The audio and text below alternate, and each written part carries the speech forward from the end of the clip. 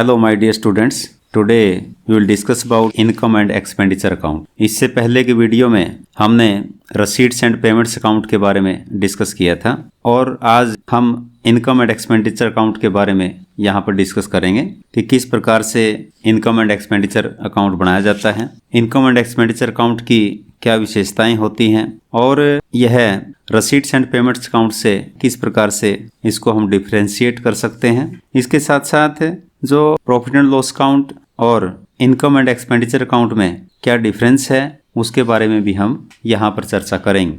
जो non profit institutions होती हैं या कहिए कि नॉन ट्रेडिंग इंस्टीट्यूशंस होती हैं, ये इंस्टीट्यूशंस लाभ हानि खाता तैयार नहीं करती बल्कि इनकम एंड एक्सपेंडिचर अकाउंट बनाती हैं। वैसे तो इनकम एंड एक्सपेंडिचर अकाउंट लाभ हानि खाते की तरह ही तैयार किया जाता है। इस खाते में एक्सपेंडिचर साइड में सभी करंट ईयर के एक्सपेंसेस को लिखा जाता है, जबकि इनकम साइड में सभी करंट ईयर की इनकम्स को लिखा जाता है और सभी एक्सपेंडिचर के आइटम्स को तथा सभी इनकम के आइटम्स को लिखने के उपरांत यदि इनकम साइड का जोड़ एक्सपेंडिचर साइड के जोड़ से अधिक है, यानी कि एक्सेस ऑफ इनकम और एक्सपेंडिचर, तो इसे हम सरप्लस के नाम से जानते हैं। और यदि एक्सपेंडिचर साइड का जोड़ अधिक है, इनकम साइड का जोड़ कम है, यानी कि एक्सेस ऑफ एक्सपेंडिचर और इनकम, तो इसे हम डेफिसिट के नाम से जानते हैं। और अब हम characteristics of income and expenditure account के बारे में डिटेल से डिस्कस करेंगे कि आय तथा व्यय खाते की क्या विशेषताएं हैं। फर्स्ट पॉइंट है रूल्स ऑफ नॉमिनल अकाउंट, नाम मात्र खाते के नियम। जो इनकम एंड एक्सपेंडिचर अकाउंट है, ये account profit and loss account की तरह ही तैयार किया जाता है और यह नॉमिनल नेचर का अकाउंट होता है, इसीलिए इस खाते पर नॉमिनल अकाउंट के रूल्स लागू होते हैं, यानी कि debit all expenses and losses and credit all incomes and gains. जितने भी एक्सपेंसेस हैं, जितने लॉसेज हैं, उनको हम इस खाते के डेबिट में लिखते हैं और जितने भी इनकम्स हैं, जितने गेन्स हैं, उनको हम इस खाते के क्रेडिट साइड में लिखते हैं। तो ये था हमारा फर्स्ट पॉइंट। और जो सेकंड पॉइंट है recording of all revenue incomes and expenses of the current year, चालू वर्ष की समस्त आयगत आय तथा व्यय का लेखा। तो इस खाते में करंट ईयर की जितने भी रेवेन्यू इनकम्स हैं उनको हम यहाँ पर रिकॉर्ड करते हैं। इसका मतलब स्पष्ट हो गया कि जो अक्रूड इनकम है उसकी रिकॉर्डिंग यहाँ पर हम इनकम साइड में करेंगे और जो खर्च किए गए हैं लेकिन उनकी पेमेंट नहीं हुई, यानी कि आउटस्टैंडिंग एक्सपेंसेस हैं, उनको हम एक्सपेंसेस में जोड़कर यहाँ पर एक्सपेंडिचर साइड में शो करते हैं, उनको रिकॉर्ड करते हैं। और थर्ड पॉइंट हमारा है ट्रीटमेंट ऑफ एडजस्टमेंट्स, समायोजनों का लेखा। इनकम एंड एक्सपेंडिचर अकाउंट बनाते समय हमने सभी एडजस्टमेंट्स को ध्यान में रखना होता है, जैसे आउटस्टैंडिंग एक्सपेंसेस हैं, प्रीपेड एक्सपेंसेस हैं, या अक्रूड इनकम है, या डेप्रिसिएशन के बारे में कोई एडजस्टमेंट है, या बैड एंड डाउटफुल डेट्स के बारे में कोई एडजस्टमेंट दी है। और सभी एडजस्टमेंट्स को ध्यान में रखकर ही प्रत्येक आइटम की रिकॉर्डिंग इस खाते में की जाती है। और जो फोर्थ पॉइंट है items of current year only, केवल चालू वर्ष की मदें। तो इनकम एंड एक्सपेंडिचर अकाउंट में चाहे वो इनकम्स की बात हो या एक्सपेंडिचर की बात हो, इसमें करंट ईयर की आइटम लिखी जाती हैं, नेक्स्ट ईयर की या प्रीवियस ईयर की आइटम्स इसमें नहीं लिखी जाती हैं। और फिफ्थ पॉइंट है ओनली रेवेन्यू आइटम्स, केवल आयगत मदें। इस खाते में केवल आयगत मदें लिखी जाती हैं, यानी कि रेवेन्यू आइटम्स लिखी जाती हैं। इसमें कैपिटल नेचर की आइटम्स को नहीं लिखा जाता है, जैसे कैपिटल नेचर की रसीट्स हैं, कैपिटल नेचर की पेमेंट्स हैं, उनको हम यहाँ पर नहीं लिखते हैं, उनको हम बैलेंस शीट के अंदर लिखते हैं। तो balance sheet income and expenditure account के बाद हम तैयार करते हैं। ये था हमारा फिफ्थ पॉइंट। और जो लास्ट पॉइंट है sixth point, that is deficit और सरप्लस, कमी अथवा आधिक्य। सभी आइटम्स को रिकॉर्ड करने के उपरांत फिर हम दोनों साइड का जोड़ करके देखते हैं कि वहां पर बैलेंस में सरप्लस की आइटम आती है या फिर डेफिसिट की आइटम आती है। यदि क्रेडिट साइड का जोड़ डेबिट साइड के जोड़ से अधिक है तो ऐसी स्थिति में सरप्लस की आइटम होती है, यानी कि excess of incomes over expenditure. और यदि एक्सपेंडिचर का जोड़ ज्यादा है, यानी कि excess of expenditure over incomes, तो ऐसी स्थिति में डेफिसिट होता है। और डेफिसिट के बैलेंस को हम इस खाते के क्रेडिट साइड में लिखते हैं, और यदि सरप्लस होता है तो उसको हम डेबिट साइड में लिखते हैं। और फिर जो सरप्लस है या डेफिसिट है उसको हम कैपिटल फंड में ट्रांसफर कर देते हैं। जो बैलेंस शीट के अंदर जो कैपिटल फंड हम जो है शो करते हैं, क्योंकि नॉन प्रॉफिट ऑर्गेनाइजेशंस में कैपिटल की आइटम जो होती है उसको हम कैपिटल फंड के नाम से जानते हैं, और ये सरप्लस है कैपिटल फंड में, वहां पर जाकर जो है हम उसको जोड़ देते हैं। और यदि डेफिसिट की आइटम है तो उसको हम कैपिटल फंड में जाकर के वहां पर लेस कर देते हैं। तो ये थी characteristics of income and expenditure account. और अब हम डिस्कस करेंगे difference between receipts and payments account and income and expenditure account, इनके प्राप्ति और भुगतान खाते तथा आय एवं व्यय खाते में अंतर। इसमें सबसे पहला पॉइंट हम देख रहे हैं नेचर ऑफ अकाउंट का है। रसीट्स एंड पेमेंट्स अकाउंट को डबल एंट्री सिस्टम के आधार पर नहीं बनाया जाता है, इसे हम कैश बुक के आधार पर बनाते हैं, जिसे एक वास्तविक खाते के रूप में प्रस्तुत किया जाता है। और जो इनकम एंड एक्सपेंडिचर अकाउंट है उसकी नेचर नॉमिनल है, यानी कि नाम मात्र का खाता है, इसे हम अकाउंटिंग ईयर के अंत में बनाते हैं। यह खाता इनकम एंड एक्सपेंडिचर अकाउंट जो हमारी ट्रेडिंग इंस्टीट्यूशंस होती हैं उसमें हम प्रॉफिट एंड लॉस अकाउंट बनाते हैं, तो प्रॉफिट एंड लॉस अकाउंट की तरह ही इस खाते को बनाया जाता है। सेकंड पॉइंट है opening balance of cash and bank, रोकड़ तथा बैंक का प्रारंभिक शेष। यह खाता रसीट्स एंड पेमेंट अकाउंट एक निश्चित अवधि के दौरान किए गए नकद लेन देनों का सार होता है, इसलिए इसके शुरू में रोकड़ तथा बैंक का प्रारंभिक शेष तथा अंत में अंतिम शेष लिखना जरूरी होता है। जबकि इनकम एंड एक्सपेंडिचर अकाउंट में कैश का ओपनिंग बैलेंस और क्लोजिंग बैलेंस नहीं लिखा जाता है, इस खाते का कोई प्रारंभिक शेष नहीं होता है। और थर्ड पॉइंट हम देख रहे हैं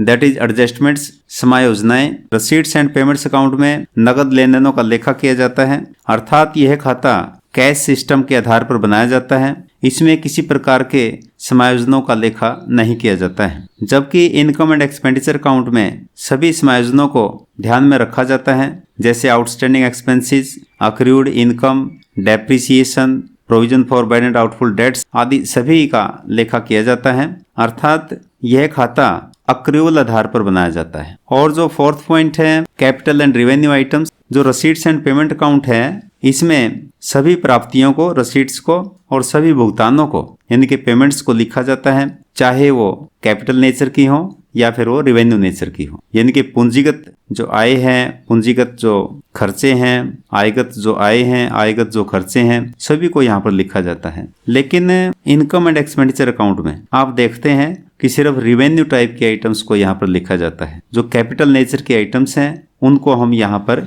नहीं लिखते हैं, उनको सीधा हम जो है बैलेंस शीट में लिखते हैं, क्योंकि इनकम एंड एक्सपेंडिचर अकाउंट के बाद बैलेंस शीट हम तैयार करते हैं।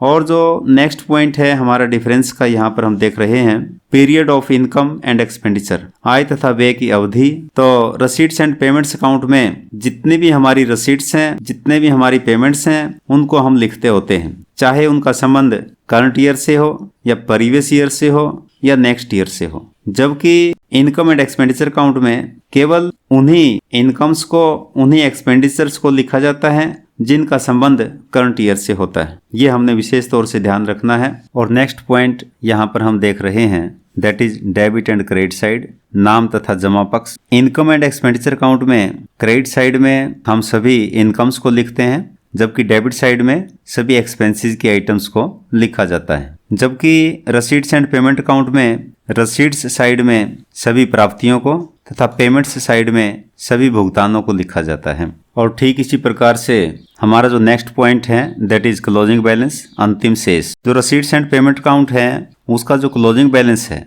जो क्लोजिंग कैश हमारे पास है या बैंक में जो बैलेंस हमारे पास है, उसको ये प्रदर्शित करता है। जबकि इनकम एंड एक्सपेंडिचर अकाउंट का क्लोजिंग बैलेंस सरप्लस या डेफिसिट को दर्शाता है। नेक्स्ट पॉइंट हमारा है balance sheet. Receipts and payment account के साथ बैलेंस शीट बनाना अनिवार्य नहीं होता है, जबकि इनकम एंड एक्सपेंडिचर अकाउंट के साथ बैलेंस शीट बनाना अनिवार्य होता है। और नेक्स्ट और लास्ट पॉइंट मैं यहाँ देख रहा हूँ ट्रांसफर ऑफ क्लोजिंग बैलेंस। तो रसीट्स एंड पेमेंट्स अकाउंट का जो क्लोजिंग बैलेंस है वो नेक्स्ट ईयर के रसीट्स एंड पेमेंट्स अकाउंट में ओपनिंग बैलेंस के रूप में दिखाया जाता है, जबकि इनकम एंड एक्सपेंडिचर अकाउंट का जो बैलेंस होता है उसे हम कैपिटल फंड में ट्रांसफर कर देते हैं। यदि वो सरप्लस है तो कैपिटल फंड में उसको हम जोड़कर दिखाते हैं, यदि वो डेफिसिट का अमाउंट है तो उसे हम कैपिटल फंड में लेस करके दिखाते हैं। तो ये थे डिफरेंस हमारे रसीट्स एंड पेमेंट्स अकाउंट में और इनकम एंड एक्सपेंडिचर अकाउंट। और अब हम जल्दी जल्दी करके यहाँ पर डिस्कस करेंगे differences between income and expenditure account and profit and loss account, आय एवं व्यय खाते तथा लाभ हानि खाते में अंतर। तो इसमें आप देख रहे हैं सबसे पहला पॉइंट जो हमारा है ऑर्गेनाइजेशंस का है। जो इनकम एंड एक्सपेंडिचर अकाउंट है ये हमारा नॉन प्रॉफिट ऑर्गेनाइजेशंस के द्वारा या कहिए कि नॉन ट्रेडिंग इंस्टीट्यूशंस के द्वारा तैयार किया जाता है, जबकि प्रॉफिट एंड लॉस अकाउंट है ये जो है ट्रेडिंग इंस्टीट्यूशंस के द्वारा तैयार किया जाता है। और प्रॉफिट एंड लॉस अकाउंट की सहायता से हम नेट प्रॉफिट या नेट लॉस को कैलकुलेट करते हैं। सेकंड पॉइंट है closing balance. Income and expenditure account का जो क्लोजिंग बैलेंस है उसे हम सरप्लस या डेफिसिट के नाम से जानते हैं। यदि इनकम एंड एक्सपेंडिचर अकाउंट के क्रेडिट साइड का जोड़ अधिक होता है तो सरप्लस का अमाउंट कैलकुलेट किया जाता है, और यदि डेबिट साइड का जोड़ अधिक होता है तो डेफिसिट का अमाउंट कैलकुलेट किया जाता है। ठीक इसी प्रकार से प्रॉफिट एंड लॉस अकाउंट से हमें नेट प्रॉफिट या नेट लॉस की जानकारी होती है। और जो थर्ड पॉइंट है दैट इज एक्ट अधिनियम का है। इनकम एंड एक्सपेंडिचर अकाउंट के संबंध में कोई अधिनियम लागू नहीं होता है, जबकि प्रॉफिट एंड लॉस अकाउंट के संबंध में जो हमारा कंपनीज एक्ट है उसके रूल्स एंड रेगुलेशंस वहां पर लागू होते हैं। और नेक्स्ट पॉइंट है बेसिस ऑफ प्रिपरेशन, बनाने का आधार। जो इनकम एंड एक्सपेंडिचर अकाउंट है इसे हम रसीट्स एंड पेमेंट्स अकाउंट में दी गई सूचनाओं के आधार पर और उसके अतिरिक्त अन्य सूचनाओं के आधार पर तैयार करते हैं, जबकि प्रॉफिट एंड लॉस अकाउंट को ट्रायल बैलेंस में दी गई सभी आइटम्स के आधार पर तथा एडिशनल इन्फॉर्मेशन जो दी होती हैं उनके आधार पर हम तैयार करते हैं। और अंतिम पॉइंट हम यहाँ पर देख रहे हैं that is fifth point transfer of closing balance, अंतिम शेष का हस्तांतरण। इनकम एंड एक्सपेंडिचर अकाउंट में जो क्लोजिंग बैलेंस होता है दैट इज सरप्लस और डेफिसिट, इसे हम कैपिटल फंड में ट्रांसफर करते हैं। ठीक इसी प्रकार से प्रॉफिट एंड लॉस अकाउंट के अंतर्गत जो नेट लॉस या नेट प्रॉफिट होता है उसे हम सोल ट्रेडर के केस में पूंजी में यदि प्रॉफिट है तो जोड़ देते हैं, लॉस है तो उसको हम घटाकर दिखाते हैं। और कंपनी के केस में रिजर्व एंड सरप्लस के शीर्षक में इसको हम दिखाते हैं। और पार्टनरशिप फर्म के केस में हम साझेदारों की पूंजी में नेट प्रॉफिट को जोड़ देते हैं, या अगर लॉस है तो उसको हम वहां पर घटा कर दिखाते हैं। तो ये था difference income and expenditure account तथा प्रॉफिट एंड लॉस अकाउंट में। और अब हम एक एग्जाम्पल यहाँ पर देख रहे हैं। इस एग्जाम्पल की सहायता से हम ये देखेंगे कि किस प्रकार से हम इनकम एंड एक्सपेंडिचर अकाउंट तैयार करते हैं। तो एग्जाम्पल है from the following receipts and payments account for the year ended 31 दिसंबर 2016 you are required to prepare income and expenditure account. तो इसमें रसीट्स एंड पेमेंट अकाउंट आप देख रहे हैं। इसमें सबसे पहले कैश का बैलेंस यहाँ पर दिया गया है ₹8,000। फिर जो है सब्सक्रिप्शंस की राशि यहाँ पर लिखी है 2 सब्सक्रिप्शंस ₹50,000। फिर 2 डोनेशन यहाँ पर लिखा गया है ₹1,000। फिर 2 entrance fees ₹15,000। 2 interest on investments ₹4,000। 2 sale of motor car ₹15,000। ये जो मोटर कार यहाँ पर बेची है इसमें नीचे आप देख रहे हैं बुक वैल्यू इसकी लिखी हुई है ₹12,000, तो इसको हमने ध्यान में रखना है। फिर लिखा है यहाँ पर 2 सन्डी रसीट्स ₹5,000। तो ये हमारी रसीट्स साइड की आइटम्स हैं और टोटल इसका हो गया 98,000। फिर पेमेंट्स साइड में यहाँ पर लिखा है by salaries ₹24,000, by rent ₹1,000, by postage ₹700, by sundry expenses ₹1,300, by furniture ₹15,000, by building ₹50,000, by honorarium to manager ₹3,000। और फिर इसका बैलेंस निकाला गया है। जो रसीट्स साइड का जोड़ हमारा 98,000 था उसमें से इन आइटम्स का जोड़ हमने लेस कर दिया है और ये कैश का बैलेंस हमारा आ गया 3,000 और इस प्रकार से टोटल दोनों साइड का हो गया 98,000। और फिर इस रसीट्स एंड पेमेंट्स अकाउंट में जो आइटम्स दिए हैं इन आइटम्स के आधार पर हम इनकम एंड एक्सपेंडिचर अकाउंट तैयार करेंगे। इसमें मुख्य रूप से हमने ध्यान रखना होता है वो आप जो है यहाँ पर देख सकते हैं। जैसे कैश का बैलेंस यहाँ पर लिखा हुआ है 8,000 स्टार्टिंग में और जो क्लोजिंग बैलेंस यहाँ पर लिखा है 3,000, तो ये दोनों आइटम्स जो है इनकम एंड एक्सपेंडिचर में वहां पर नहीं लिखी जाती हैं। ये हमने विशेष तौर से ध्यान रखना है क्योंकि इनकम एंड एक्सपेंडिचर अकाउंट में सिर्फ रेवेन्यू टाइप के आइटम्स आती हैं, तो उसमें कैश का ओपनिंग बैलेंस क्लोजिंग बैलेंस वहां पर ये रिकॉर्ड नहीं किए जाएंगे। तो इसमें जो रिकॉर्ड किए जाएंगे जैसे मैं आपको बताता हूँ कि सब्सक्रिप्शंस की आइटम है इसको हम इनकम साइड में लिखेंगे, वहां पर डोनेशन की आइटम है 1,000 की उसको इनकम साइड में लिखेंगे, एंट्रेंस फीस है इसको हम इनकम साइड में वहां पर लिखेंगे और एंट्रेंस फीस के बारे में आगे हम डिटेल से भी आपको बताएंगे। फिलहाल इसको रिवेन्यू टाइप की आइटम मान करके उसको वहां पर लिखेंगे। ऐसे इंटरेस्ट ऑन इन्वेस्टमेंट्स की आइटम है, ये भी रिवेन्यू टाइप की इनकम है, इसको वहां पर लिखेंगे। फिर जो है सेल ऑफ मोटर कार की जहां तक बात है, यहाँ पर 15,000 है, ये कैपिटल नेचर की रसीट है, लेकिन यहाँ पर जो है हम देख रहे हैं कि 12,000 रुपए बुक वैल्यू की मोटर कार है और ये 15,000 में यहाँ पर बेची गई है। तो 3,000 रुपए जो प्रॉफिट है, इस प्रॉफिट को हम इनकम साइड में वहां पर शो कर सकते हैं। ऐसे 2 सन्ड्री रसीट्स हैं, ये 5,000 की हैं, ये भी हम इनकम साइड में वहां पर लिखेंगे। ठीक इसी प्रकार से जो एक्सपेंडिचर साइड में लिखेंगे, जैसे सैलरीज की आइटम है, रेंट की है, पोस्टेज की है, सन्ड्री एक्सपेंसेस हैं, तो ये सारी आइटम हम वहां पर एक्सपेंडिचर साइड में लिखेंगे। लेकिन जो फर्नीचर यहाँ पर आप देख रहे हैं, 15,000 रुपए का फर्नीचर खरीदा है, तो ये एक कैपिटल नेचर की आइटम है, तो इसको हम नहीं लिखेंगे। ऐसे बिल्डिंग हम देख रहे हैं 50,000 की ये परचेज की है, तो इसको भी हम जो है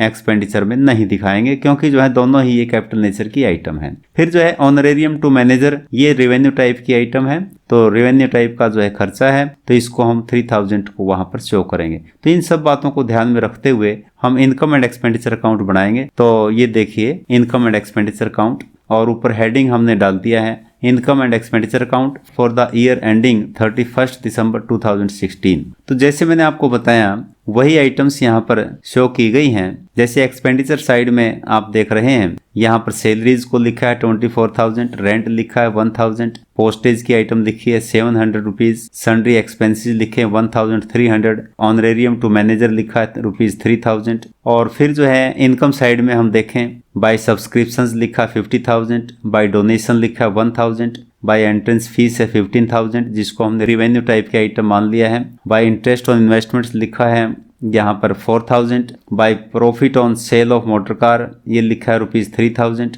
बाय सन्ड्री रसीट्स लिखा है 5,000। तो सभी आइटम्स लिखने के उपरांत दोनों साइड का जोड़ करके हम देखते हैं। यहाँ पर इस क्वेश्चन में आप देख रहे हैं कि इनकम साइड का जोड़ वो ज्यादा है, उसका जोड़ हमने कर लिया है 78,000, और फिर जो है डेबिट साइड के आइटम्स उसमें से हमने लेस कर दी हैं। तो ये हमारे पास सरप्लस की आइटम आ गई है, to excess of income over expenditure, that is ₹48,000। तो इस प्रकार से हम इनकम एंड एक्सपेंडिचर अकाउंट तैयार करते हैं। तो एग्जाम पॉइंट ऑफ व्यू से इसमें से थ्योरेटिकल क्वेश्चन जो है आ सकता है। वो थ्योरेटिकल क्वेश्चन आप देख रहे हैं, what are the special features of income and expenditure account prepared by non-trading organizations, how is it different from receipts and payments account। तो इस तरह क्वेश्चन आपको एग्जाम में देखने को मिल सकता है। और एक क्वेश्चन आपकी प्रैक्टिस के लिए यहाँ पर आप देख रहे हैं कि किस प्रकार से रसीट्स एंड पेमेंट्स अकाउंट की सहायता से हम इनकम एंड एक्सपेंडिचर अकाउंट तैयार कर सकते हैं। तो ये देखिए, from the following receipts and payments account for the year ended